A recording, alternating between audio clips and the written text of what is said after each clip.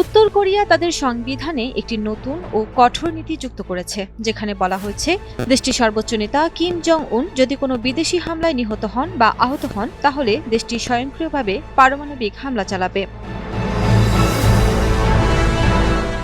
গেল মার্চ মাস থেকে ইরানে যুক্তরাষ্ট্র ইসরায়েলের যৌথ হামলায় কয়েকজন শীর্ষ কর্মকর্তার মৃত্যু ঘটে।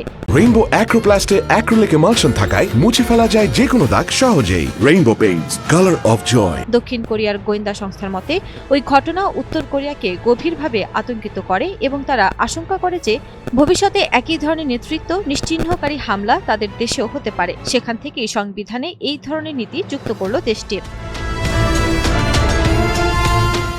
প্রতিবেদনে বলা হয় ২২ মার্চ পিয়ংইয়ং এ অনুষ্ঠিত সর্বোচ্চ জনগণ পরিষদের অধিবেশনে এই নতুন নীতি গ্রহণ করা হয়। পরে দক্ষিণ কোরিয়ার গোয়েন্দা সংস্থা সরকারকে এ বিষয়ে ব্রিফ করে।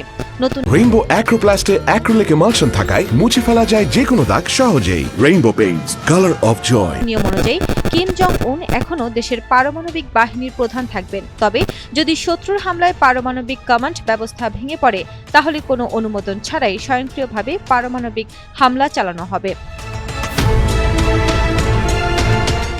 দক্ষিণ কোরিয়ার সিউলের কুকমিন বিশ্ববিদ্যালয়ের অধ্যাপক আন্দ্রেই লাভেঙ্কের মতে ইরানের ঘটনা উত্তর কোরিয়ার জন্য একটি বড় সতর্ক সংকেত ছিল। তিনি বলেন, দ্রুত ও নির্ভুলভাবে নেতৃত্বকে লক্ষ্য করে হামলার ধারণায় পিয়ংইয়ংকে উদ্বিগ্ন করেছে। তিনি আরও জানান, আগে এই ধরনের প্রতিরক্ষা নীতি অনানুষ্ঠানিকভাবে থাকলেও এখন সেটি সংবিধানে যুক্ত হওয়ায় এর গুরুত্ব অনেক বেড়েছে। বিশেষজ্ঞদের মতে উত্তর কোরিয়ার ভেতরে এ ধরনের অভিযান চালানো তুলনামূলকভাবে কঠিন, কারণ দেশটি অত্যন্ত কঠোর নিরাপত্তা ও নজরদারির মধ্যে পরিচালিত হয়।